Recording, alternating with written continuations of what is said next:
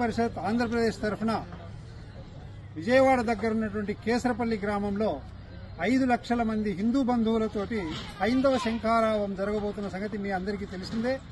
ఈ కార్యక్రమానికి దాదాపుగా 5 లక్షల మంది రాబోతున్నారు.